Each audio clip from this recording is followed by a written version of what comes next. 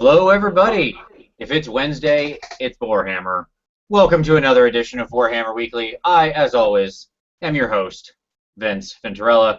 Joining me, Kairos Fate Weaver himself, the two-headed bird. It's Tom. How you doing, Tom? You've used that one before. Well, You it's a bastard. You duplicated. Yes, because I had to. He has two heads. Of No, course, I duplicated with Kairos. I don't know about that. You see, it was all part of my plan all along. That might be a good recovery. Yeah. Okay. Hello, friends. In all honesty, I knew I had used it before and did expect you to call that out and did expect to say that in response. So, there you go. I hate you. Also joining us from faraway paradise is William Page. How you doing, sir? Doing great. Aloha. It's a nice snowy day here in Hawaii. What? I don't believe you, not even a little. I am sure it's another day of ridiculous sun in the tropics. You probably went surfing earlier today or something like that. It does get cooler. We have the trade winds, so there's like a nice breeze. So. Oh, there you go. Well, that's difficult. Yeah. But you're not on like the Big Island or anything, so like you really don't have mountainous snow. No. Like, that's not a thing. That's not a thing. Unless somebody drops a snow cone on top of a mountain, then there's snow. Sure, yeah, you could do that. There you go. Next to a volcanic fissure. Yes, you enjoy your snow cone. Wrong island, Vince. Whatever. They're all volcanoes. That's what made them. I don't know. It's in the ocean. All those things there were there because of volcanoes. I don't need to know about it. I've never been to Hawaii. I just know what it looks like in the pictures. The pictures that William shares very nicely. So, as usual, William's channel will be linked down below. If you're not subscribed to William, what are you doing? What's the matter with you? Go subscribe to William Page. He's been doing some awesome AOS content, especially the AOS close-ups, which I think is really sweet. So, you've done several of them. You want to talk about what that is real quick? Because I think it's a great series. I don't know anybody else doing that exact thing.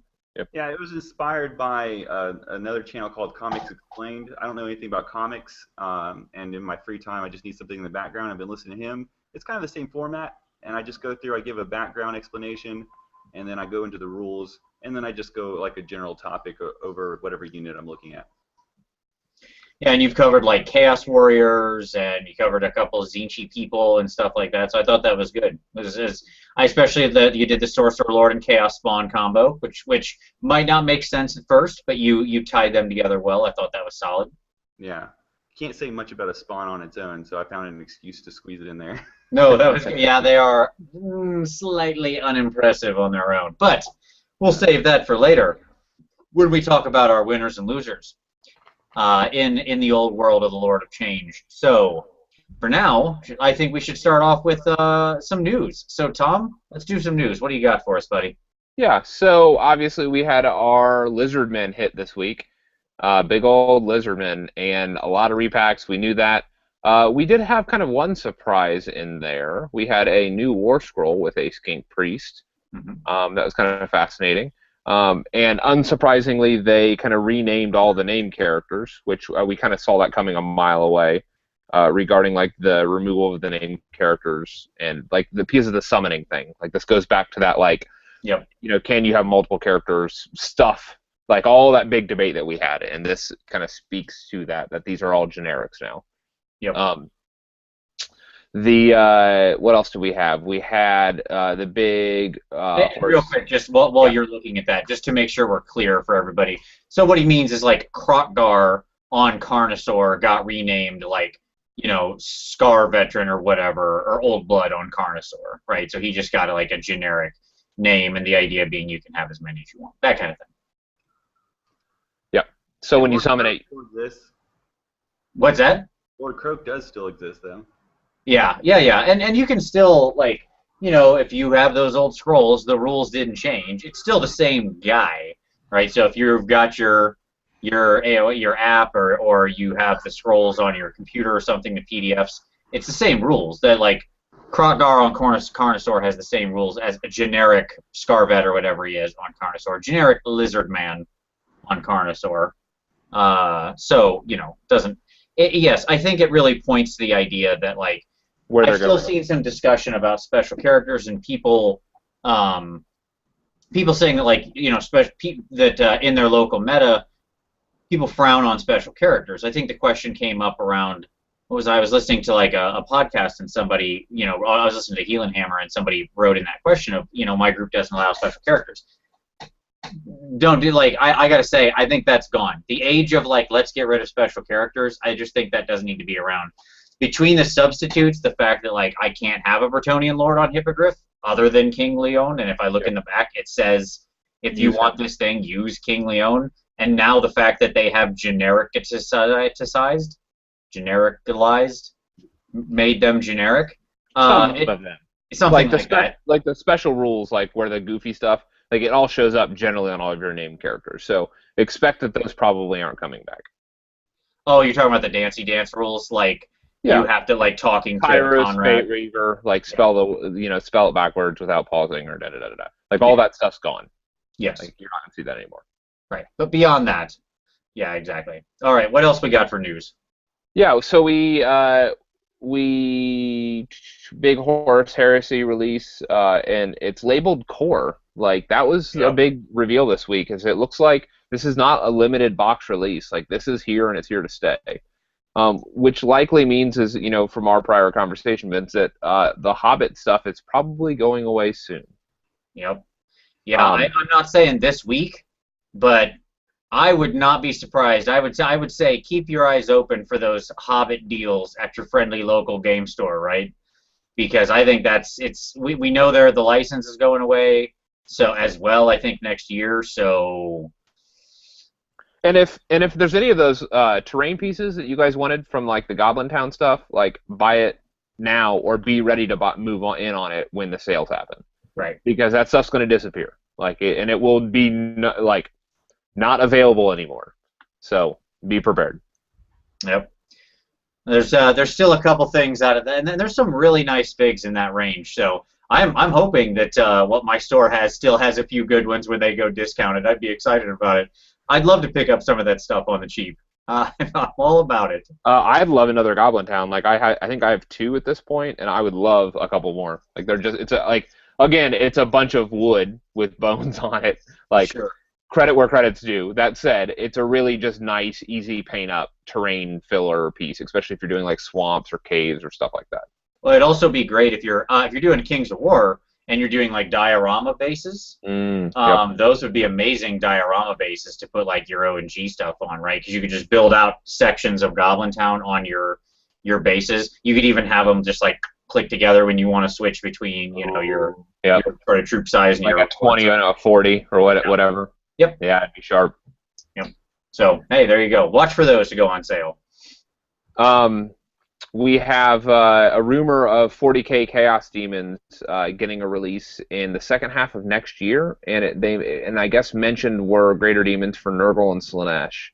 And Tzeentch wasn't in that rumor, which could point us to potentially a Tzeentch having been released prior to that. So obviously we're reading from the silence, but well, yeah, the specific line was with that Chaos Demon release, they'll release all of the Greater Demons that haven't already been released, specifically Nurgle and Slaanesh.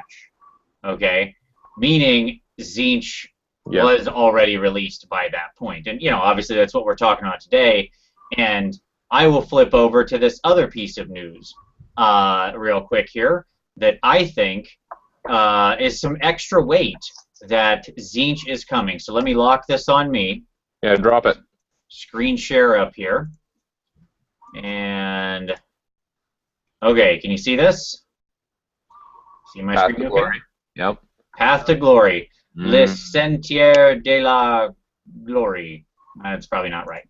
Okay, so apparently GW is starting a Games Workshop Warhammer Stores loyalty program where every X amount of, this is, like in Europe, so it's in euros or whatever, but I would assume we're tracking in US dollars here, not euros.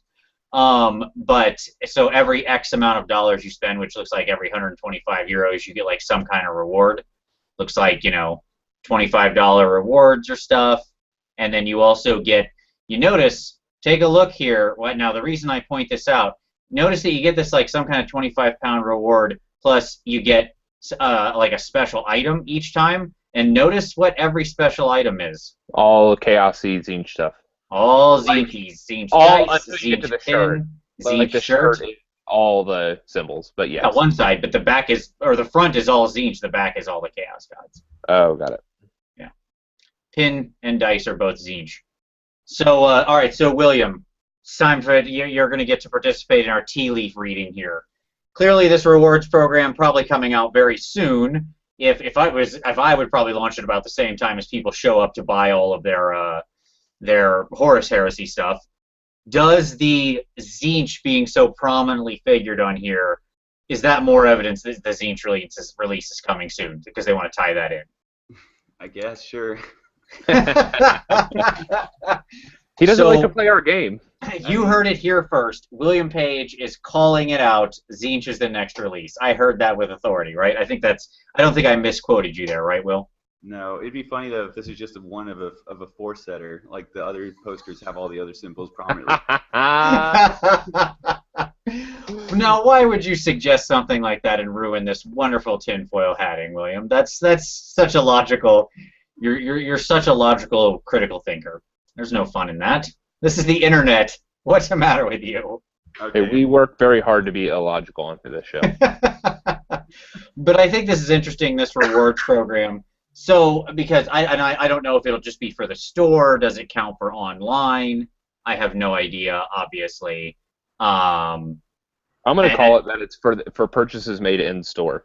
Do you think it's in store only? I do, and here's why: is that I think that they're trying to. My guess would be so. The problem with the website is there's a lot of good things about the website. No overhead, all that other stuff. The problem with the website though is that it doesn't build community. It doesn't do one of the main functions that their store's supposed to be doing. And so they need to incentivize people to be physically there in the store, to build community, to spread the game. You don't play a game alone. You play with people.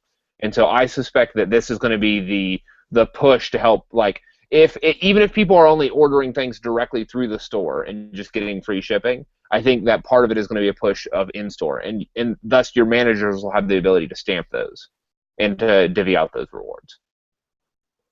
Gotcha. No, that's interesting. I mean, it's certainly true. Obviously, the Armies on Parade was a huge, thing for community building, and man, did that seem pretty successful. So, because Lord knows my Facebook feed was exploded with, Armies on Parade and stuff. So, it seemed like it was a big hit. But there you go, loyalty program. So, that is probably something I will not be heavily getting rewarded for, as I don't buy retail ever. But hey, there you go. Yeah, I don't even know where a Games Workshop store is. Well, it's true. So another interesting thing dropped this week, I think it might have been this week. It might have been last week actually, but we didn't report it. On Forge World, it looks like they've redone their bundles to reflect Age of Sigmar battle plans. So, for example, you have the Siege Rain. All the gross frogs. Yep, like the Pox army, and so basically it just maps to the various armies that are available for AOS is what their bundle packages are. So, which is good. I mean, that shows that it's not just an incidental thing that they've invested in, that they're in for Age of Sigmar, whatever that means. Yeah, now we just need to get the War Scrolls for the rest of the Forge World stuff out, right? When do I get my Elspeth, whatever her name is, on Carmine Dragon? Yep, the Dwarves give us some more Empire. Yep. But obviously, I don't think we'll probably see those. So if I were to guess, well, no, they said that they are coming. If you send an email question to Forge World, they will answer you back openly. Yes, we are working on them. Yeah, we'll see. Of course, they're going to say they're coming. Does that make sense? Here, buy this. If they never give them, then that's going to be pretty bad customer service. I remember when they saw these circle bases at that convention, and they were like, "Oh no, this is artist, freedom." They decided to put it on circle bases, but it was actually it was a foreshadowing to the game. Right. Yeah, they lie about everything. They misdirect on everything. This is a pretty straight answer. You're telling me this? You think now's the time they've chosen to straight out, misdirect on the truth? No, I think that hypothetically they are probably coming someday when some type of human empire army is released. They'll re-release them for that. But that could still be a year and a half out. That's what I'm saying. Okay, so you're saying could be a farther way away. Yeah, like, yes, they're coming, wink, wink. Yes, they are, in a year or 2 years or whenever it's going to be appropriate to roll those out and to put the manpower into that. All right, I'm saying you'll see them in the next month. There you go. Boom. Lay it down. By this time next month, those scrolls will exist. You're still riding high on the wave of the lizard. You really think he's calling crazy now? Can't be stopped. You think you can just proclaim proclamations and prophecies in the air and they will manifest? Unfortunately, my Seraphon friend, I don't think that. Hey, we'll see. You can on the first week December show, if it's not up, you can call me on it. Write a note in your day planner. I will add it to the calendar. Franklin Covey. Jot it down. Sure. Absolutely. So Mordheim stuff. We were gonna have an update. Yes, it's still happening. I did get a bunch of stuff written. Yeah. I had to travel this weekend and then the early part of the week, and so that kind of screwed me and put me way behind. I did manage to get a bunch of stuff written when I was like on planes and things, but I haven't gotten to reintegrate it and all that stuff yet. But Tom and I are dutifully working. As one exciting thing that I'll tease everybody with, since Saturday was Halloween, I had some people over. We played some Mordheim AOS, and we said, let's do a zombie apocalypse scenario. And so right there, we sketched out the rules for a zombie apocalypse scenario and then played through it. And it was mega fun, so that's going to be coming sometime soon. You too will be able to experience the wonders of the zombie apocalypse in Mordheim. And it was a lot of zombies. Like, my God, it was a lot of zombies. I think the Empire army moved about 8 inches the entire duration of the game because they were just swarmed by zombies. By the end, he just like had all of his handgunners like with a swordsman in front of them and the handgunners over their soldier, and then like the steam tank in the middle. They're just like gunning down zombies left and right, just trying to fight them off.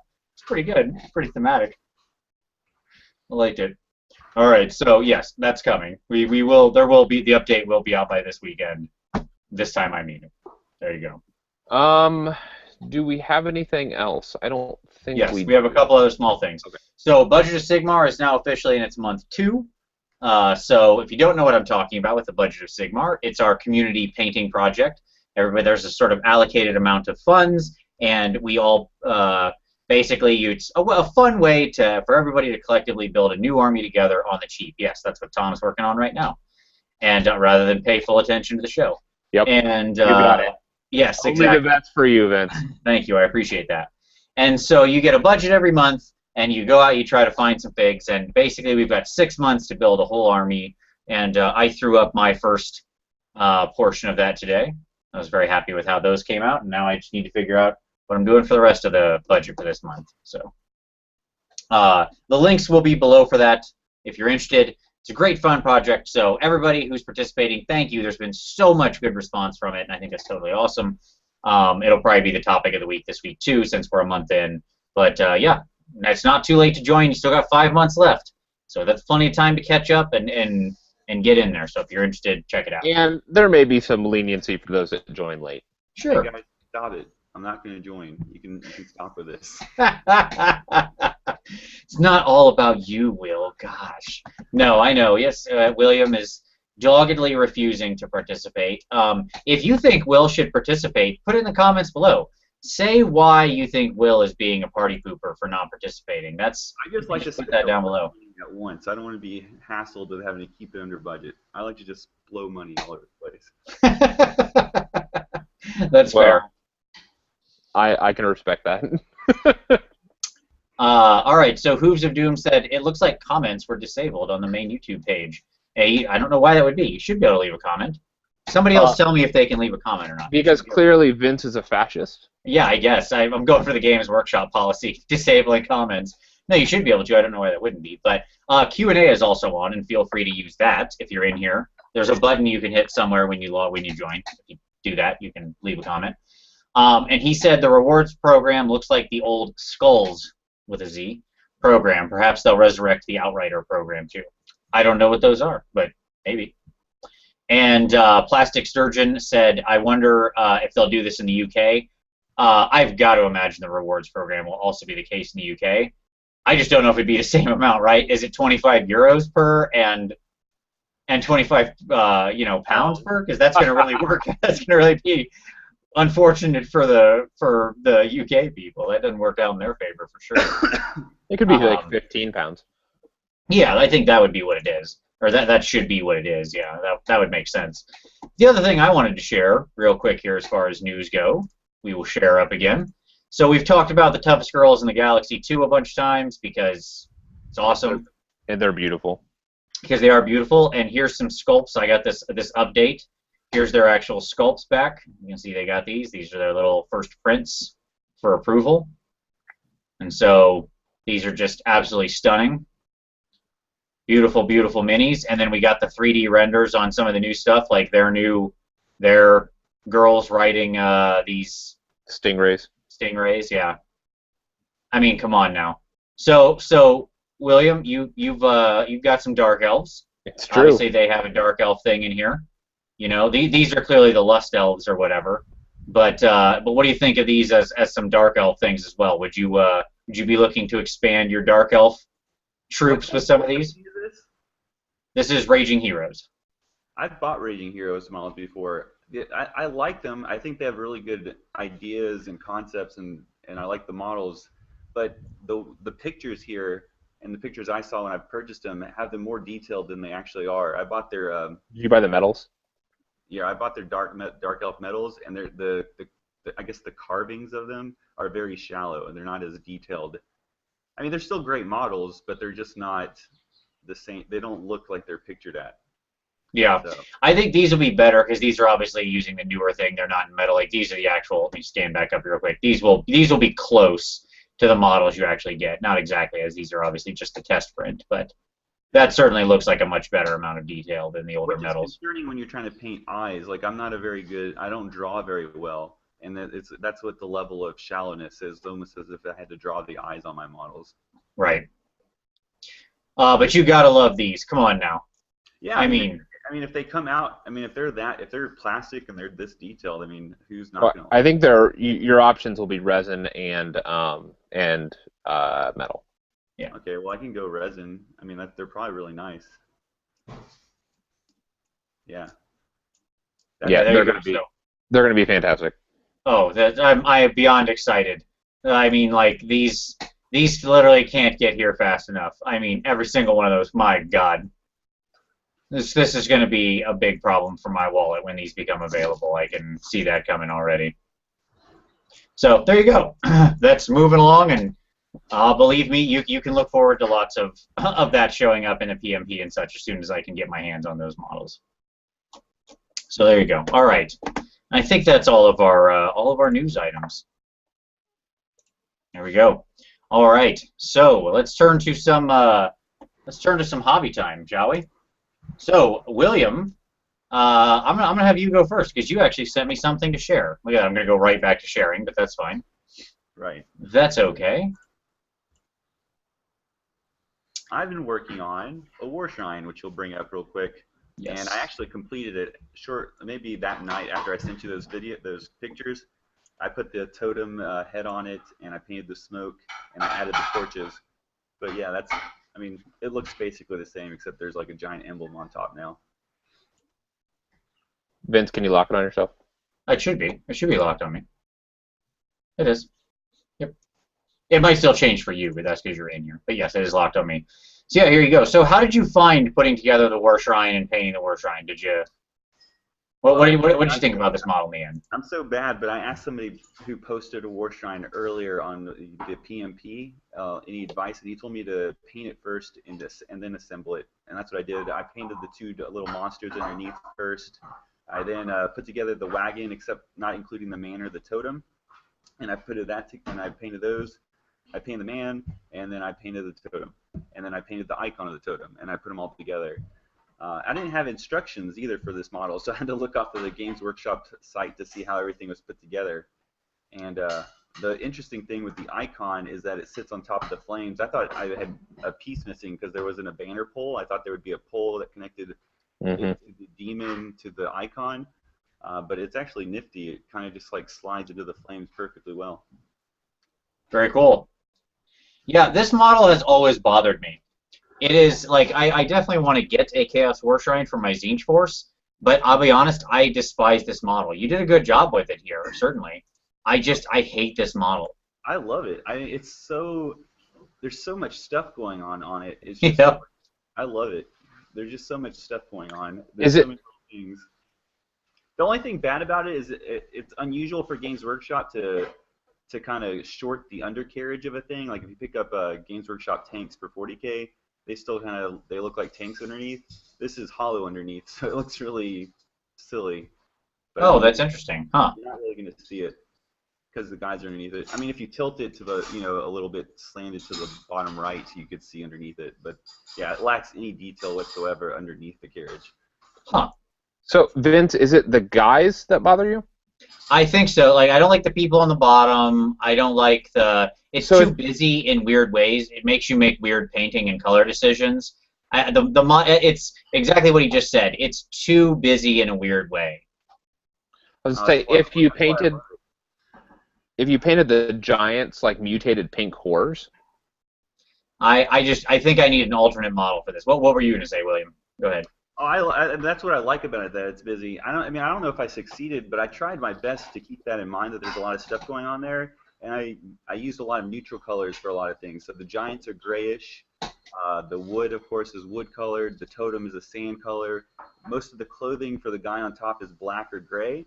And then I just kind of highlighted key points of the model, like that I wanted to be, seen the best, which is, of course, the faceplate of the demon there in the front of the carriage, the guy that rides it, and then I wanted the demon on the totem to stand out a little bit. And I felt like that's what you always use the term of like dragging your eyes look towards a certain point on the model. And I felt like I wanted it to go from the center bottom up to the top. So even when you don't see it here, but my icon in the middle of the totem pole is brightly colored against a plain gold background. Yeah, and you've done a good, like, absolutely correct. Like, you've executed on that well, because your natural, if you stop and think about how you look at this model, because the way you've painted it, your eyes start by staring at the giant faceplate on the shrine or whatever, the orange thing, which is very bright. And then you're naturally just drawn upward over the orange armor of the guy, to the demon, to the flames, then I'm sure to the icon. So, like, you definitely succeeded, and your eye moves in the right direction. Like, you've done the right thing here by creating that directionality. I just think there's a mix of way too many different things going on here for me. Like, aesthetically, it just doesn't, not your paint job. The model, it's just not to my tastes. So. Okay.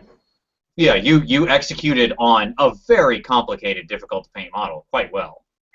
You actually created that directionality and such. I just think, yeah, not my cup of tea. So hey, if anybody out there has a good suggestion for alternate Chaos War Shrines, throw them in the comments. I want to see it. What should I use for my alternate War Shrine of Tzeentch?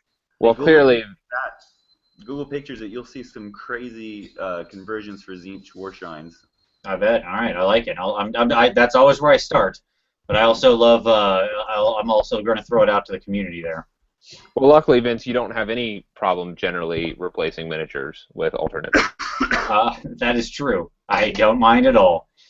So Standard Left said, "How do I show you guys my models? I've been building a Mordheim pub. I would totally love to see that. Absolutely. You can shoot them at me at Twitter. So that's at Warhammer Weekly. You can email them to me. My email, I'll make sure it's down there, but it's just vincentrventurella@gmail. You can put in the show notes that you have pictures you want to share. Any of that stuff works. Like, generally, when on the thing on the YouTubers, my email should be included in it all the time on the original notice. Always feel free to send me on that stuff. I would love to see it. I'd love to share it. So yes, please do. Isn't he the guy that made the squig fighting pit in the bar, the bar tavern with the tables and the pirates and the Skaven?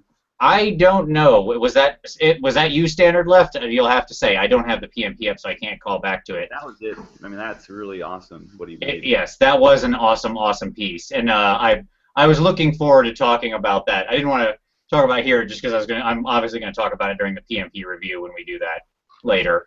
But no, you're fine. It's great. It's worth mentioning multiple times. It's awesome. I do have one quick image to share since we're in hobby time and also talking about that. Which was shared by a subscriber and by somebody playing Wartime. So here's your War Shrine, and boom, this was one of our subscribers, and you can see they're setting up for a Wartime game here, and I love his table. He's doing the relic recovery scenario. You can see the spirit hosts and zombies in the middle. There's some sneaky goblins or something hiding over here. Some big ogres. Got the forces of, I believe, Tzeentch arrayed over here. I think there's an Empire player hiding out back on this side or something. So, yeah. Really cool stuff. I like it. Nice, busy table. Look at that. That's great Wartime stuff right there. Oops. He's using terrain pieces from my favorite company, the Tabletop Terrain. Oh, yeah. W stuff. They should have a sale going up sometime in the coming weeks. We'll probably report that when they do, because they have fantastic terrain and they have a really good Christmas sale normally each year. Those came from Thomas Weber, by the way. I apologize. I didn't have the name right off the top of my head, but I did go grab it. So thanks, Tom, for sending that in. Totally awesome. Okay.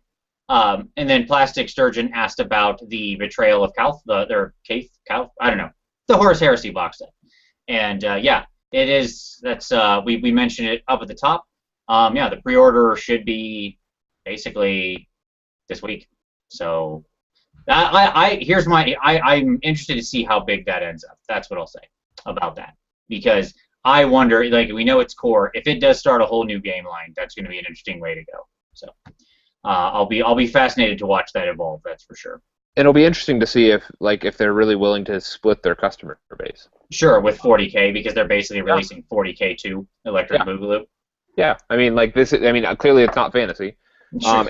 And from the language and from what's been described, I mean, it is a different game with stat cards and it seems to be functioning differently than 40K. Yep. So it'll be interesting. All right, Tom, what's on your hobby desk? What are you working on? Oh my God, so many dwarves. Like, I still have an Arachnarok that's basically done. I don't want to spoil it, so it has some special stuff. I have an Arachnarok that's basically done, short of 8 goblins, literally. But I have so many dwarves at this point that I need to paint. It's ridiculous. See, the problem with the Budget of Sigmar is I was like, oh, I got a great idea, and so I went dwarves. And I just have so many models. I'm like, I can't get my models done. I have way more models than I can actually paint in a month. That's the problem that I'm sitting on right now.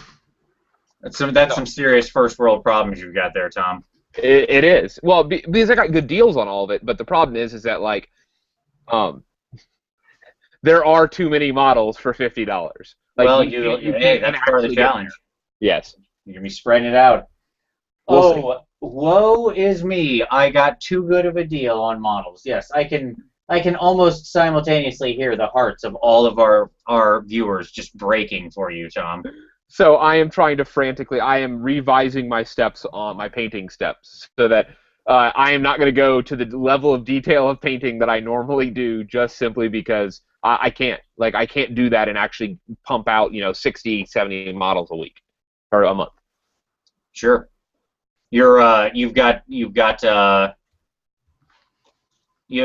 they're dwarves. How much detail is there? They're just little stunty people. I thought you just prime them metal and then wash them, right? And they're done.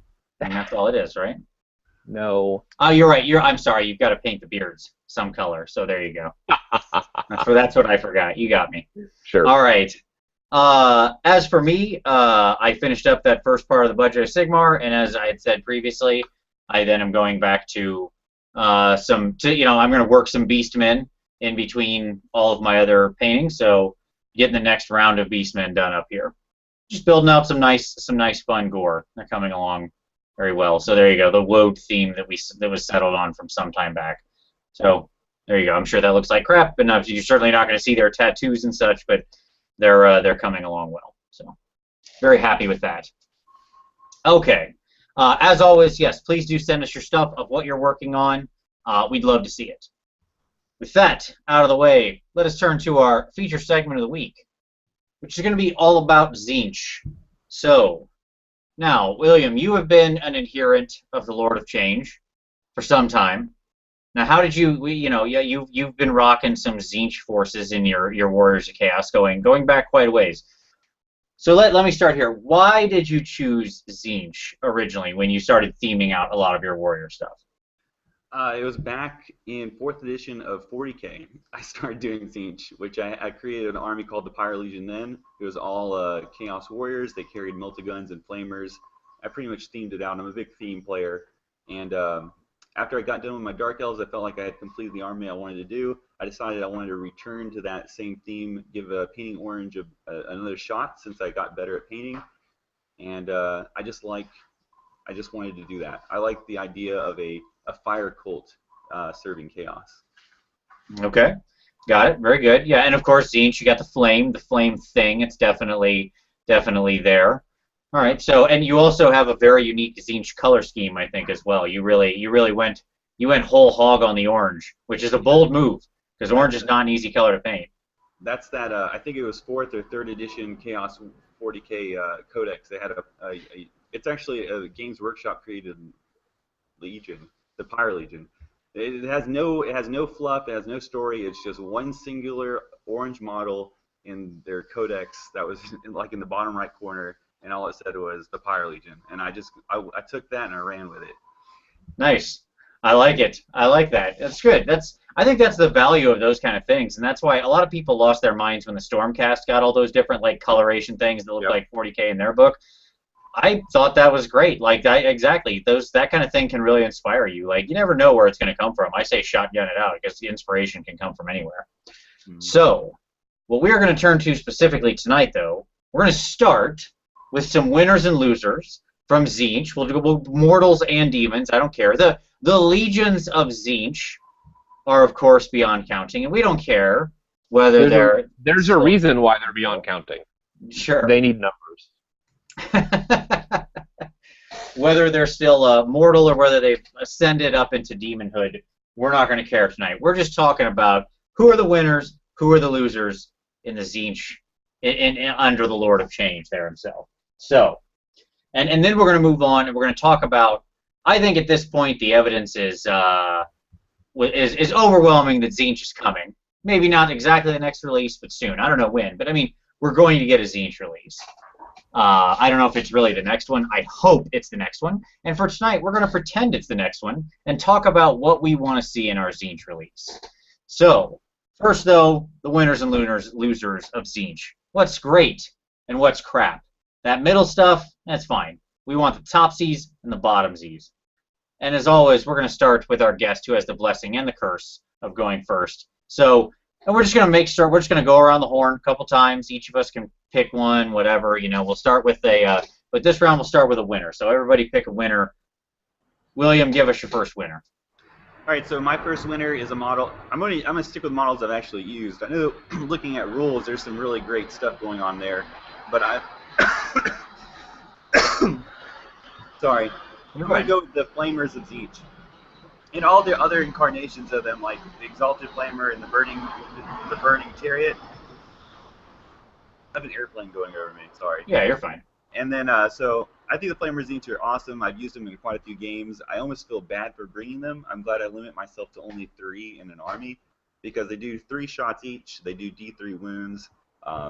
They hit on 4s and they wound on 3s. They don't have any rend, but I mean, just getting a couple of failed saves is going to do a lot of wounds. I know that in my last game I haven't posted on my channel yet, I went against some Sylvaneth forces. He brought, I think, 5 of the what are they called? The not very well known and not very good tree monsters. The Treekin? The Treekin, thanks. And in one shooting phase with my 3 flamers, I killed 4 of the 5 and put the last one on 1 wound. Now, to be fair, Treekin are pretty terrible. With that being said, yeah. And then after that, they do D3 wounds on a 4-up, so if you take a wound from their shots. So they're just nasty, and I can't imagine bringing like a unit of, first of all, the Exalted, you can bring any amount of unit. I mean, the unit can be however big you want it to be, whereas beforehand it was only one singular model. It can now be like a unit of 5, and they shoot 6 times, and the same rules apply to them. it's just ridiculous. And I think as we get into this, we're going to see that Tzeentch is like the epitome of why people look at AOS and say the game's broken, because they can do so many ridiculous things. It's pretty true. The Flamers are such a strong first choice. My God, they are just bringing the heat, right? There's no question. And It's grotesque. What's that? They move 9 and shoot 18, so they're really fast too. Yes, exactly. Like even just going first, you can easily get there, and you can just melt a unit very quickly. I remember, I think there was some tournament report I was watching, like where somebody was playing an AOS game, and the opponent had 30 Flamers. That's broken. That's ridiculous. 30. I'm like, I feel like you're not in the spirit of the game there. Okay, that's perhaps a bit much. All right. So, but that, yeah, I definitely agree. Winner, chicken dinner on the Flamers, whether regular or exalted. It's all good. It's all definitely good. All right, Tom, what's your first winner? I'm gonna actually see his Flamers and raise him a flaming chariot. Because basically everything that's going on with the Flamers is going on with the flaming chariot, and then you get like 12 more attacks. And you can have any number of chariots in a unit. So, yeah, it's just it's the whole situation turned up to 11, and I loves it. I'm looking for the PDF. I just closed it, and that's my fault. So not the Herald, but the actual just straight. The regular burning chariot, not the one that does the regular burning chariot. Yeah, exactly. Because you lose all of the flamer, like the actual where is it? Yeah. So you lose the flamers, with the capricious warp flame and all that. The sky shards are actually bringing like some melee punch to monsters, against monsters, which is again it's going to be situational, but I mean the way that these chariots are seemingly going to be operating are going to be basically like maneuvering at 14 inches, flying, putting out a bunch of range attacks, and then finally like picking their targets and clamping down. And then in addition to that, on their moves, they're going to be doing. They have a chance to do auto wounds, just like the damage from the billowing warp flame is going to do a chance for auto wounds. And so it's just. I'm sorry, they're bringing 13 additional attacks beyond the billowing warp flame. So it's just again the flamers turned up to 11. It's definitely not too bad. I think that is definitely for sure. Yeah, I mean, it's funny because it combines a lot of different really good elements all together. Now, I'll say its one downside is not the toughest thing. Still fairly easy to kill, but hey, that's all right. But you can have any number of them. You are limited by your budget. Well, and those aren't the cheapest model either, but sure. And you have to catch it. Yes. It moves 14. It's pretty fast. So all right. That's my vote. I like it. I like it very much. All right. So, and by the way, all of these, I was I thought it'd be interesting while we're talking about these to talk about Clash Comp in the background, like as what are these things worth? So in Clash Comp, the Flamers, you get 3 of them for 2 pool choices. So it's assumed that the baseline is 1 pool choice, right? You get 1 base pack of whatever for 1. So clearly they're pretty decent. And the Burning Chariot also 2. So there you go. How about that? And I will go ahead and go right into my first winner, which is, let's just go straight to him. He might as well get called out. You know he's coming. Kairos Fate Weaver / also the Lord of Change, because they're kind of the same thing. Both do a lot of the same thing. They have slightly different abilities. Do you prefer Kairos to the Lord of Change? Because I was looking at him, and I don't know that I would take Kairos over the Lord of Change. Well, they both have really... So, like, I assume the reason you're saying that is because the Lord of Change can summon more of himself. And Spell Thief. Yes, and he's got Spell Thief, right, exactly. The big difference... And a command ability. Sure. No, I'm not saying he's not good. Yeah. This is what I was saying. They're really good. Okay. Um, Kairos's mastery of magic and the Lord of Change, they both have that ability, and it's Yep. amazing, right? Yep. That changed the lowest die so it matches the highest die whenever you cast. So 8 is going to be a pretty common number that you're going to be throwing down, minimum. Right. Yeah. I mean, it just makes this dude like just it's crazy, right? I mean, yeah. Um, Kairos has the secrets and ciphers thing, which lets you add 2 to the result if you can correctly spell the spell's name backwards aloud without hesitating or looking it up, which is funny if you can do it, which you should be pretty good at it by that point. It was a joke rule, but whatever. Um, but if you can do it, it means he autocasts everything. Between Mastery of Magic and that, he just autocasts everything, right? I mean, it's just happening. And his Oracle of Eternity ability, anytime you can change die rolls, Yeah. That's really potent. That being said, I think, I mean, and his Gift of Change spell, which is his spell, right? It's pretty good. It makes Chaos Spawn because it's like a super Tzeentch Sorcerer spell. It does kind of the same thing as the Tzeentch Sorcerer spell, but it actually does D6 mortal wounds, which I think is really the big deal in manufacturing Chaos Spawn.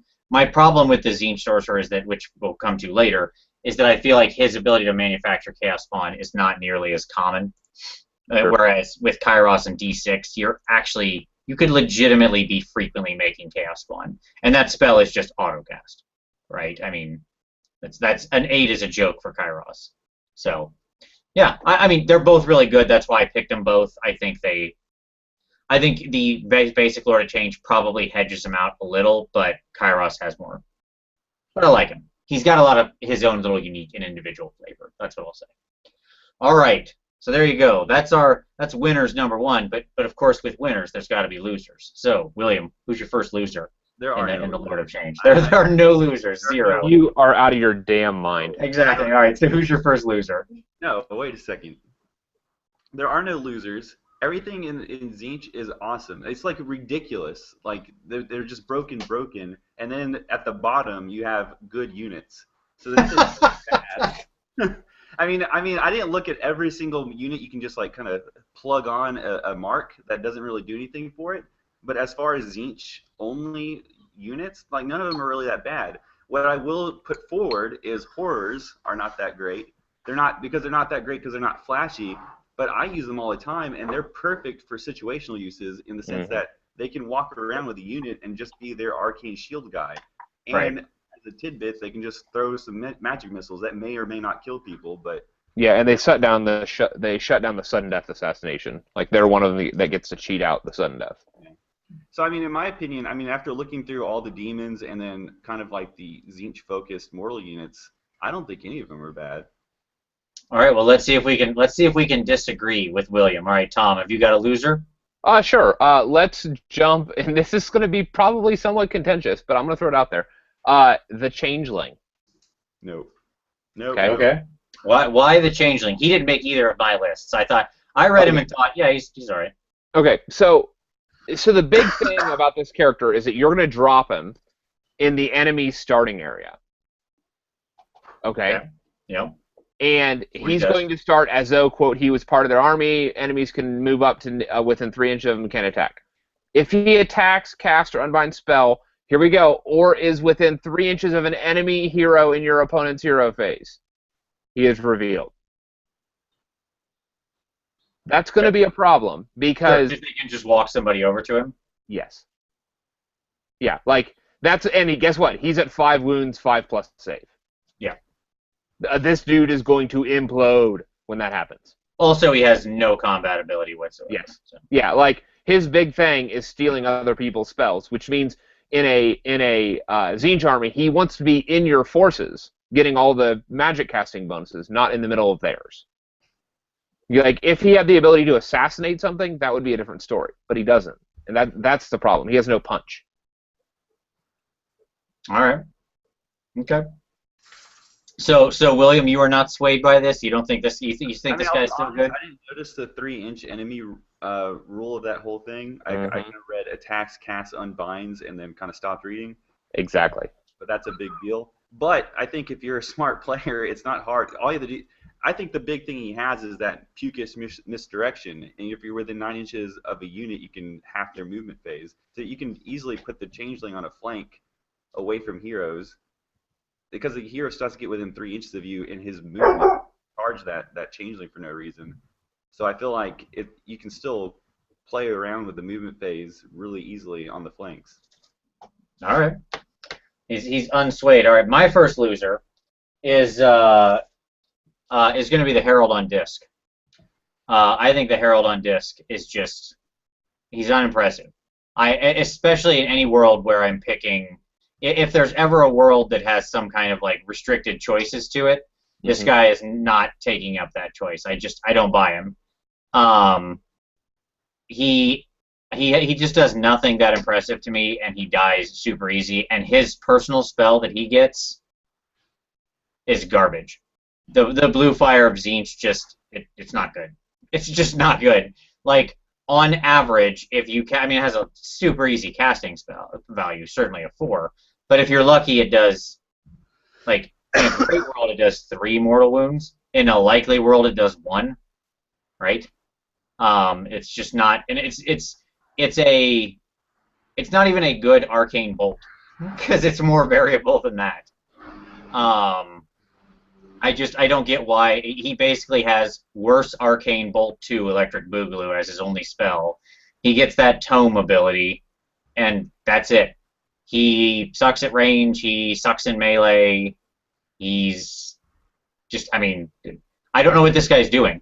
My point being, he has no purpose. I don't need him, right? Like pinkies will cover the caster portion of it. I don't need another random dude floating around casting a crappy spell. I got plenty of wizards everywhere. This guy serves no purpose in the greater army. You know what I think? Maybe how I look at things is differently. I look at this not as a comparison, but if somebody hand me this model and ask me to make it work, can I make it work? And I feel like I can. When I think of bad, I think of things that are just redundant. Maybe you're making the argument, Sure. or is just not usable. No, I get it. Where you look at it and you're like, wow, that really just actually is total garbage. Because I still think this guy functions as a pretty effective monster killer. I mean, I've used screamers before, and having the D3 wounds on monsters is pretty powerful, and this thing generates 6 attacks. In addition to that, before you run into him, you can shoot Arcane Bolt at him. So you have the possibility of doing, 3 mortal wounds to a monster before you go in there with 6 attacks that do D3 wounds each. The Herald on the disc of Tzeentch. Yeah, I'm looking at him. Yeah, he doesn't have the lamprey thing. I was looking at the Herald on Burning Chariot. Yes. No, that guy's different because he's got a burning chariot under him. Right. This goes back to the burning chariot. Yeah, I'm okay with that guy. I'm fine with him. He's all right in my book. I'm talking about the little blue guy hopping around on the disc. I just don't feel like he does enough, and that's just it. You just pointed it out. Like, I'd take the guy on the chariot. This guy just doesn't stand out in any way, shape, or form. He's completely duplicative with everything else in the army. That's ultimately my supposition. Okay. I mean, I must have looked at the chariot guy twice. I must have got him confused. I didn't look at this guy. No, it's all right. That's okay. I think he's not very impressive. Now, I will, to speak to your point that you made up top, I think, and to just kind of spoiler our conversation a little bit, I think Tzeentch's forces are really good. Like, there's a lot of really good stuff going on in Tzeentch's forces. Let me say that. Like, these are all some pretty banner stuff. The Wall of Tzeentch is a pretty potent army because it has a lot of magic and a lot of shooting, but it doesn't have anything in the way of combat. And it doesn't have any rend. Like, there's almost no rend in the entire force. Yes, but it can generate a crap load of mortal wounds. It can. Just because, like, everything can cast spells, and like, everything can do mortal wounds, right? So, I mean, like, that's why nothing has rend, right? Because almost every unit has some way to generate mortal wounds, right? Yeah. I will say this, the Chaos Demons, I feel like, come out better than the Mortals do. Yeah. As far as rules and synergies are concerned. Okay, so Erasmus says the changeling can use instant kill weapons like the reality splitting axe against the hero. Not a sure thing, but if it works, your demon prince or lord of change doesn't need to worry. But here's the deal. Okay, like that's fine. He does that on the hero, and then the rest of the army can attack him. Well, but which could be a totally worthwhile change, right? I mean, there is the idea of the sacrificial, unit in chess, and this is the same thing, right? So yeah, sure. I just don't know if he's going to get the job done. Like that's what I'm wondering. Like, gotcha. Can he get the job done? And I'm just not sure about that. All right, well, let's turn to less controversy then. I know we've all got a second round of this in us. So winners, round 2. William, what's another good winner for you? Oh man, I thought we were only going one round. No, you got to pick a second one. Well, I'm gonna go ahead and just say I love my Tzeentch War Shrine because it lets you reroll all the armor saves. I think that's really powerful. Is everybody's sound working right? Mine's really choppy. Yeah, I can hear you okay. Hopefully somebody put in a comment if we're coming through choppy, but yes, I can hear you just fine. Yeah, so I think just that is so awesome. My army so far, I've played about 5 games, and against Sigmarines, I lack the synergy that they have with their inner units synergy. Sorry, that was weird saying. I said that weird, but hopefully the point came across. It did. Okay. I gotcha. And so adding this War Shrine will be really fun to see my army actually operate as a team rather than just individual units. Yeah, no, that made my list honestly too. It's on there. War Shrine marked Tzeentch. Like I thought although not a truly Tzeentch unit, I still definitely counted it because you're absolutely right. Anything that's letting you reroll armor saves, especially because there's plenty of Mortal Chaos stuff that's already got a really strong save, right? That can just make your guys just impossible to move. So, God forbid you have like some Chaos Knights on a piece of cover with one of those things nearby. Like, it's just those guys are never going to die unless they get mortal wounded off the table. And even then, there's still often some good stuff that could be done. All right, Tom, what do you got? I'm gonna go with. Where did he go? I just had him up. The Chaos Lord on the Disc of Tzeentch. Wait, the General Chaos Lord, or you're talking about the actual Tzeentch Lord, right? The mortal Tzeentch Chaos Lord on Disc of Tzeentch. I hate that you stole this from me because I was gonna do this too, and this is Doom on a disc. So this is straight Doom and Darkness's old character, right? The warrior on the disc. Yeah, GW is like, hey, that's a good idea. Let's stamp that and just make it permanent the next edition. Yeah, because this guy's a monster. Because this dude is a 4-up save, 6 wound, 4-up save base, 16 move. That now, if the people attacking him don't have a fly in the combat phase, he goes up to a 2-up save. No, he doesn't, and that's just it. That's what's so bonkers about this. He gets to add 2 to his save roll, which is so much better. And there's a million reasons why this is better. Here's one. Here's just one.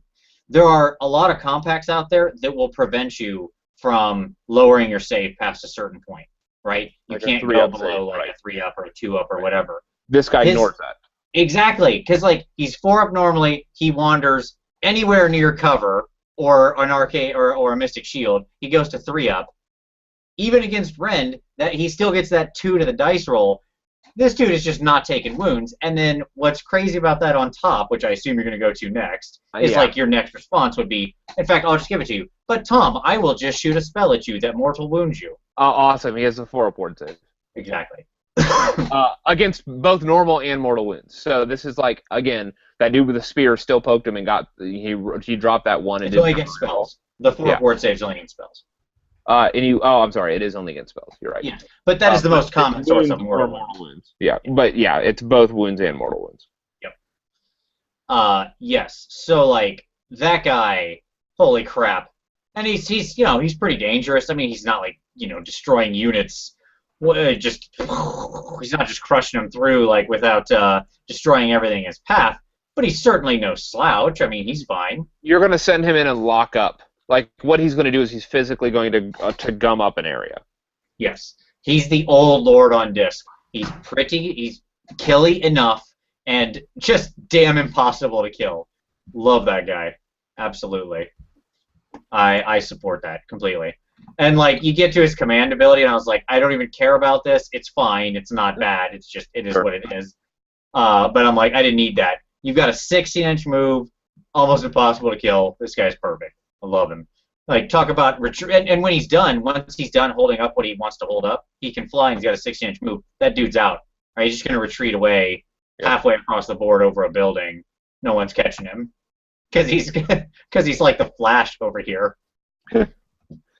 So yeah, I'm all about that dude. Tactically, just an absolute win. Yep. All right. Well, since you both stole one that I was going to do, I like it. So I will pick a fun one that I am hoping for that we will use to transition into the next segment. Okay. And that is one that I think is pretty good, could be better, and that is Galrock. Okay. Yeah. Galrock is pretty good. He's a big dragon. He has 2 really good breath weapons. And in melee he is pretty lacking because he doesn't have the big like D6 bite like most dragons do. But he is also a wizard who can cast 2 spells, one of which is Treason of Tzeentch, and it's like really good. He's pretty fast flyer. He's pretty tough.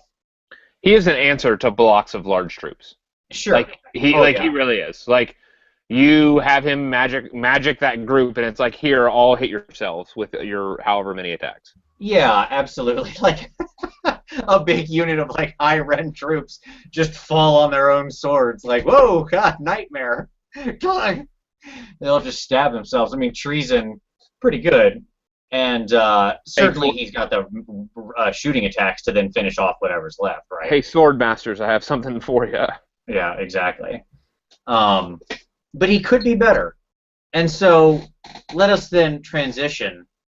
Let us bring in the Wayne's World doodly-doo. We're going to take ourselves to an imaginary future. Here we go. We transport you now to the future. All right. So if there is a Tzeentch release, we've talked about some of our winners and losers, right? And I agree. I think there are far more winners than losers in this arc. Okay. But it's still lacking some stuff. So what do you want to see? What is the release you want in the upcoming Tzeentch release? Could be a new unit, could be something that changes, could just be as simple as a new War Scroll take on an old model, anything like that. William, once again, you get to start us off. What are you hoping to see in that release? I hope to see Village the Curseling advance his storylines, and they rename him his brother's name. I forget what it is, because we remember in the Ed time, yes, he becomes the mindless drone, and his brother takes over. And I want to see him leading a group of chosen Tzeentch that look kind of in the same style as him, just kind of being their version of mortal troops for Tzeentch. And what I like to see from them is them to be either wizards in their own might as a unit, or what I would really prefer, even if this was a spell, for them to affect rerolls on your opponent's side. So making maybe you roll a dice and your opponent rerolls whatever you roll on that dice. So if I roll the 3, you have to reroll all 3s or whatever. Gotcha. Something like a true Fate Weaver. Yeah, something like that. Now, first of all, I love this. That's one of my favorite moments in Archaon, when Village screws up and Tzeentch chooses his mute dumb brother over him. Like, oh my God, that's such a just crazy moment in the story. Really worthwhile chapter. Those people who haven't read Archaon, that is actually a really good story moment. And I love the idea of advancing that and getting the new War Scroll that suits him, maybe even a new fig. Is the mortal unit, do you see them being like a Wrathmonger or Skull Reaper or Blight King equivalent for Tzeentch? I'm not saying like they have to be as melee destructive, but like that kind of thing where they'd be in like, they're big kind of special dudes, groups of 5. That size and then like that style, that's what I would like to see. Yeah. And I would like to see some like pretty arcane looking weapons on the model. It'd be pretty neat. Yeah, I think that would be really sweet. I would even love to see if their magic was like permanently turned in on themselves. Maybe they're partially on fire, right? Like they've partially got some warp flame going on them or something like that. That'd be perfect. Yeah, that could be sweet. Because they're all cursed together, like the Cursed Legion, right? So they follow Village around, so they're all kind of like, or maybe that's all their thing. Like they all have some permanent curse. Like one of the models is permanently on fire. One of them's all weird and twisted. Yeah. Brainstorm this. Imagine if they were all wearing Egyptian-style helmets, and we named them, I don't know, the Thousand Suns. I mean, it just sounds too crazy. Who would ever do that? It's nuts. I mean, you're living in a fantasy world here, my friend. But yeah, that's what I want to see. I'd like to see the storyline advance, having like whatever the next, you know, what do you call it? I don't know. Sure, whatever the next narrative evolution is from the battle at the all points. I think that'd be a great way to bring the village back in. Bring him in at the all points. Village is bringing the next wave of Tzeentch warriors. I dig that. I support that. All right, Games Workshop. I know you watch the show every week. Regular viewers from many at Nottingham, I'm sure. You heard it. Let's see it. Get on it. All right, Tom. What about you, sir? What's your release? I want to see a giant twisted by the warp. Okay, so a big like 8-armed giant. So gargant, huge, just like mutated. So not just like the little horns or like the eye or whatnot that we have in the current model, but I'm talking like super mutation and so infused with the warp that he has like a warping aura around him. Maybe like the pulsing aura around like the Mortis engine or something like that. All right. Nice. So a big beater, heavy mutation, and just like infused with warp, such that he is corrupting everything around him. And call him like a corruptor. Sure. So now, do you see this kit as being like a Bloodthirster-sized kit with just tons of different options where I can just assemble them in any one of a myriad number of ways? Yeah, and so like those 8 arms can be in a bunch of different positions, each with different hands, and just like you can just go bonkers. How many skulls do you think will be on this model? Well, considering his entire girdle would be made with skulls. There you go. So he's got a skull of girdle. Yes. Is it like pulling together his weird thin waist and he's got like a really big upper torso? Well, it would actually look like a pair of overalls, and the straps that go over his shoulders are also skulls. Okay. So he's got like Oshkosh Biskulls. Yes. Yeah. All right, got it. Okay, I like it. Solid. I'm definitely down for a new giant model. I love the giant kit. It's really fun for converting and such, but I think the giant kit that's out there, to me, really just feels like the Orcs and Goblins giant. Yep. Like, and it can fit in. It can end up in a lot of different armies now. And the problem is, just like the out-of-the-box giant just never felt like a Chaos giant to me. It really doesn't even feel like a Beastman giant to me, and it can show up in that army too. Who else? Ogres have access to giants, right? So, that guy feels like what would be following around the Orcs and Goblins. I thought that had bits in it that you could give the guy mutations. Yeah, but not really. It does, but they're not like, they're pretty weak. It's weak sauce, and I think that's what Tom's pointing at. Like, there's a head with like some little horn bits on it and stuff. And there's like, you can do some very minor things with like different feet that are kind of not as humanoid and stuff, but it just doesn't feel chaos. Red and corrupted is very thin. Yeah, it's like the it's like the Diet Coke of chaos. Like it leaves a bad aftertaste. You're not getting the real product. It's Coke in name only. This is chaos in name only. It's the same thing. Okay. You got to do some heavy conversion. I actually have one of those giants just sitting down there, and they're all fat too. Like that's my other problem. Like, the body's always fat. Like, are there no muscular Chaos Giants? None of these guys been hitting the gym. The rest of the Chaos forces do not miss a day at working the guns. But the Giants just got the big beer gut. Like, I understand. They're the dad bods. They are. They all got like the dad bod, and I don't mind that as an aesthetic, especially in like Orcs and Goblins, these other armies. But like, when I think of a Chaos Giant, I want him to look like his Chaos Bros. I want him to be there, high-fiving. He's probably got a barbed wire tattoo, probably a neck tattoo. This dude, he's going to walk up and ask if you even lift, like all the rest of his Chaos brethren. That's all I'm saying. So, yeah, I want to see it. I've got one of them, and he makes me angry, because I'm like, I'm going to have to green stuff the heck out of you. Maybe I'll just cut off his entire gut, like just Dremel it off, and just sculpt some lats on him with green stuff or something, Or you could do like an armor, like tunic, like a chaos armor. I'd just really like build up huge chaos armor on the top. Oh yeah. All right. So that's a good one. I love both of these. I want to see both of these now. I'm excited. I just assume that again these models are coming, so let's see it happen. Clearly. All right. So for mine, I'll tell you exactly what I want to see.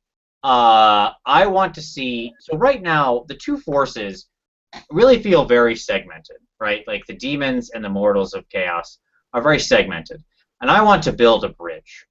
I'm going to be the Tzeentch peacebringer between the two forces, okay? And I am going to do that with the shark surfers. So, how are we going to do that? We're going to take some screamers of Tzeentch. We're going to mount some chaos nut warriors on top of them, shark surfers. So, I want to see like perhaps slightly lighter armored chaos warriors because those guys are really heavily armored normally. Could you show me an example, maybe a mock-up from another miniature line of what that might look like? No. I could. Yeah, that's really funny. You should mention that, Tom, because there is actually a fairly decent example of what that would look like. Why I don't have it up. I closed it. Damn it. Yeah. I'm just messing with you. Yes. Yeah. But you're correct. That update that I did, there it is. Okay. I'm going to bring it up now because you said it. If I could say combine a sweet person riding a stingray on a stingray, maybe if it was even, it doesn't have to be a girl, but that would be cool too. Yeah, so maybe you're saying maybe something. There we go. They look like that, right? Maybe something like that. On a stingray. Yep. Yeah. There you go. That's how I'm gonna see. I'm making peace between the mortals. There we go. That's a nice one. Between the mortals and the demons, by having the shark riders. Man, it would be really cool if GW made armored women riding those too. Like just, GW's version of this. Yes, absolutely. Here's the thing: even if their model was dudes, this would be the model I'm using for it. I can tell you that for sure. Because yeah, every time and twice on Sunday. No, but I think it'd be fun. I think it'd be a nice light, and you'd still make it. It would give Tzeentch an interesting extra dimension of having this sort of like fast. In the Warriors, it would be a faster, lighter hitting, like skirmishy unit that can get around and play these sorts of flanks and objective claimer type unit. It would be the equivalent of the Necropolis Knights. Not that heavy because Necropolis Knights are pretty tough. Maybe those Marauders on the Slaanesh steeds. Yeah, exactly. Yes, I think it's more like heavy Seekers of Slaanesh, right? Like heavier than Seekers, but not as fast. But they're able to get there. But for the Mortals of Tzeentch, they give them a trick to go claim objectives. For the Demons, they would actually be the opposite direction. They'd give you a little bit of a chance to actually have some melee punch, since most of your stuff fights like a wet paper bag, right? They'd be like slightly better than average fighters. So, they add some punch to the demons. They add some speed and mobility to the warriors. I think they're great middle ground. There you go. Plastic Surgeon says the going rate for skulls on GW models is about $250 per skull. So going on Tom's Giant, he imagines that will cost about 500 pounds. So there you go. That's nice. All right, and then Erasmus says a series of monsters like the rot spawn things, the bloodthirsters, or the vermin lords. I would not mind a Lord of Change, but mutaliths would be more awesome. So you want to see like the mutalith vortex version of the just like a true massive chaos beast size guy with lots of different kit builds. Yeah, I think that could be another way to take Tom's in there too, because you could have it go that direction. I am very much searching for a mutalith vortex beast right now. He's my. I gotta find a good cheap one of him for my budget of Sigmar grab. He definitely points out the number one thing, though, I do want that will become a reality, and that's a new Lord of Change. I want a Lord of Change. I want to buy the new one, but I know as soon as I buy that one that's on the shelf right now, the new one will come out. Right. And I just don't want to be. Well, I don't want that. And if it's not good, people are just going to buy Creature Caster, which Yep. hypothetically should be dropping in the next 6 months. Theoretically, it was supposed to drop 6 months ago, but so yes, it'll be about a year late, so that should be right on time. Yes, and this is another miniature resin, high quality cast stuff, and it's just bonkers. Like the model is I have just. no doubt it's gonna be good though. I mean, the Bloodthirster I think is amazing. I bought that, and I don't use it really. Yeah, and so like the reality is that even if they don't make a good model, good models are out there. Yeah. I agree with you. I'm totally hoping for a new Lord of Change. I have been on record previously. Let me just say this, by the way. I came out strong against what I consider to be a garbage Lord of Change model. Admittedly, he's not as bad as the old Keeper of Secrets, which is the worst. The worst. But that bird is pretty garbage. And let me tell you what. He had some defenders. In the comments for that show, What? there are some people who love that Lord of Change. Love him. Folks, I have nothing but respect for other people's personal sense of aesthetic.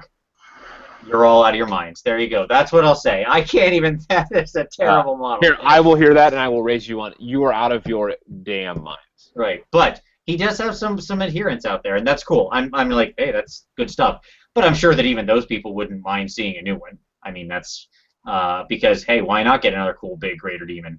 It's win-win if you like the old one. I don't think it looks terribly bad. I mean, I don't mind it. All right, there you go. But I do know that whatever they come out with next is just going to be tenfold better. Right. It is a slightly aging sculpt, so even if you like it, it's starting to show its years a little bit, even to be charitable. So I'll just throw it open here. Any other things you would want to see out of the new Tzeentch, not just maybe model-wise, but in general out of the line? Just like other formations or other things you would want to see happen in their narrative beyond what's been mentioned? I mean, I pretty much hit the three things I want. I want a mortal unit that's kind of chosen-like. I want an advanced on one of these characters in their storyline, and I want a new model Lord of Change.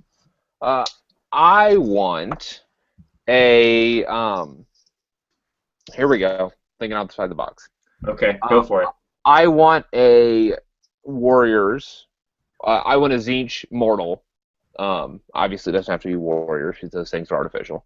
I want a Tzeentch Mortal that are corrupted elf followers of Tzeentch that have had their eyes gouged out.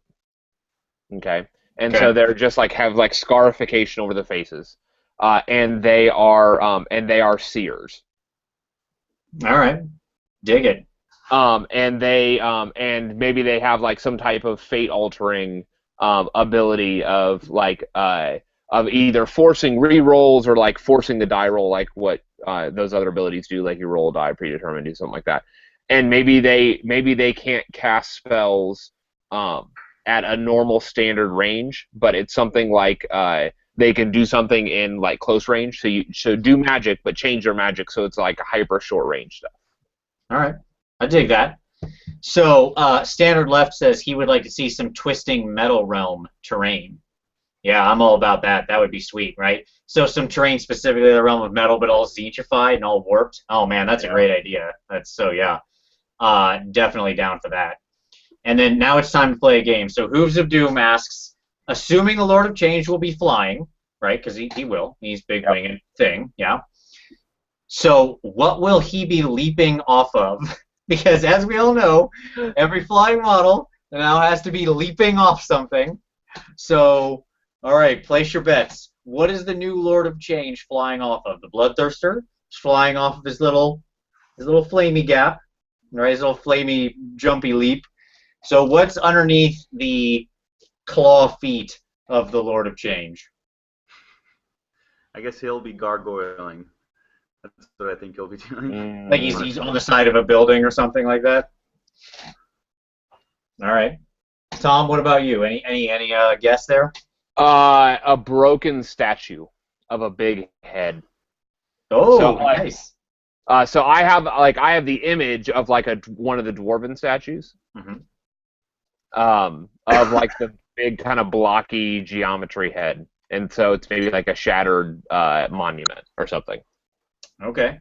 I'll tell you what mine is, and it leads to the last item that I would definitely like to see out of the army, out of the Tzeentch forces. And I want to see him leaping off a dead, Aztec-looking thing, like a lizard man statue, or a dead frog, or a dead carnosaur statue, or something like that. And that leads to the other thing I want to see. I want to see Archaon on Golrock. I want to see that, that big new giant kit. But specifically, I want to see a battle plan or something, because I think the Tzeentch should be opposing the Lizardmen, and I want to see Tzeentch be the Chaos Force that has some anti-Lizardman weapons. And by that, what I mean is like the Lizardmen have all this anti-demon stuff, right? They are just murder to demons. I want to see Tzeentch be the one Chaos God who fights back, right? Who has ways to screw up their plans. Yeah, he has anti-Seraphon units, like bonus extra wounds against Seraphon and stuff like that. I think that would be a really neat thing for Tzeentch to do, especially if they place him in the narrative, because he comes out at that time as sort of opposing the machinations of the Seraphon. So, Galrog wasn't even in the end times, was he? What's that? Galrog wasn't even mentioned in the end times, was he? Nope, I don't think he never came up that I read, and I went through all 5 books over 50 hours on YouTube. So if it was mentioned, boy, it was a passing comment. And no, I did not catch him ever in there. No, he was not in there. If he was in there, he would have been. I think he would have reclaimed his soul. I think he would have come back because one of his heads is still good and one of his heads is bad or something like that. Oh, is that true? Like one's still a dragon and one's like the chaos Tzeentch demon that's inside him. It always talks about how he's still battling within the transformation and that he's able to sometimes gain control of himself. And I think if he would have been brought up in the end times, he would have went back to the elves, or at least he would have died saving some elves or something like that. Sure. So I think obviously he's going to be ridden by Archeon, and so because of that, I think that what we are going to see is a fully corrupted. I think we'll see a fully corrupted Galrog. No. He's gone. Let him go. It's over. It's too late. Plastic Sturgeon says he's jumping off the big gold Sigmarine statue outside the GW head office, which I will also accept. Super Duper Happy Time asked me, why are the comments disabled for this week's show? I have no clue, because YouTube decided that's a thing that's going to happen this time, or whatever. Like, I did nothing different. I apologize if they're disabled. Like I said, the Q&A is on. I will look into it and try to figure out why it happened and make sure it never happens again, but who knows. All right, so there we go. That is, those are all some, what's that? That happened. That happened. Those are some good releases. I think the point being that if we can get anywhere near any of this, come on, we're in a good place, right? I mean, that's what it boils down to. Now, what we didn't kind of talk about is because most of these kits are probably going to be something that can duel over with 40k, and so like my idea could have done that with the Corruptor. I guess the Surfers could probably do that. Sure. Just give them guns. Yeah, it's true. Yeah, I mean, like, sure. I mean, they just like those the TGG2 models all have fantasy sci-fi versions. It's like sword, switch, gun, done. There we go. Look, we solved the problem. That's fair. Yeah. So I think we answered Stu Gibson's question, which was talking about what we want to see in the release. So I think then our final thing will be to answer Hoop's question for the show. So, final question of the evening from Hooves of Doom. Can you ever have too many bird models? William Page, go. There's like only one model that's a bird, and then some of the hordes have beaks. The rest of them are just mutated monstrosities. So, I don't know. I don't think there's anything wrong with having a bird being your icon, but I guess no. There you go. Good answer. All right, Tom. Can you have too many bird models? Yes. All right, very good. Care to defend that at all, or we're calling it on that? Better without context. It's a bird. It's a bird. I, of course, will also side with Tom. Yes, you can have too many birds. No, you cannot have too many vultures. No, you cannot have too many of a very particular weird type of, like, maybe I'm going to say a cockatoo. There you go. That's my answer. Yes, on thumbs up to cockatoos and vultures, thumbs down to all other birds. I guess like owls would be okay, but I don't think they're very Tzeentch. I've never seen a Tzeentch owl, but man, that would be an awesome army. Yeah, that's going to be the next greater demon, a giant owl. Giant owl. I feel like the Wood Elves already claimed giant owls for some reason. Like, that's their thing. I don't know why, but... But they haven't. Like, there are no actual giant owl. Like, there are third-party owl. Yeah. Right? But man, that's a missed opportunity right there, G-Dubs. It really is. Just a bunch of forces of chaos riding around saying who. Tzeentch is the answer. That's who. No, I was actually going to say a bunch of elves. Whatever. Right. Elves. They don't need anything else. They're good. All right. So with that, we come to the end of the show. William, absolute pleasure having you on. Any final thoughts before we sign off for the evening? No, but it just occurred to me that we need more aquatic forces. Maybe the Wood Elves should get like dolphin fighters, and then I guess your sea shark thing would be more appropriate. So I think I like that idea. Yeah, exactly. Look, the shark surfers, they're ready to go land or sea or air, just like G.I. Joe. Okay, they are all terrain, ready to rock. That's all I'm saying. I'm embarrassed to know you, Vince. I appreciate that. Now you know how I feel all the time. All right, Tom, any final thoughts? No, not this week. I got nothing. You have exhausted my reserves. All right, that's okay. Like I mentioned, don't forget, new week of Budget of Sigmar. If you don't know what the heck I'm talking about, check out the links down below. Rolling on into November for that budget. More time update coming this weekend, so look for that. We'll do some videos about that. I'll also be doing a PMP end-of-month review this week, so that'll be coming. And I think next week, a little teaser, hopefully we're going to be doing a show where we're going to talk a lot about Ninth Age since they released their beta thing. And so, if it's news and it's Warhammer, we're gonna talk about it. And so I think we're going to hopefully have a big Ninth Age focus show. So if you're interested in that, we're going to talk about that a lot next week before then returning to our normally scheduled content the week after that. But I felt like we'd be remiss if we didn't talk about it because it's a pretty big release and a lot of people in the community did put a lot of time and effort into it. And I have a lot of respect for that. So with that, thank you very much for watching. As always, we appreciate it. William, absolute pleasure to have you on again, sir. Thanks for having me on. Hey, you know you're welcome here anytime, sir. To all of you out there, we'll see you next Wednesday.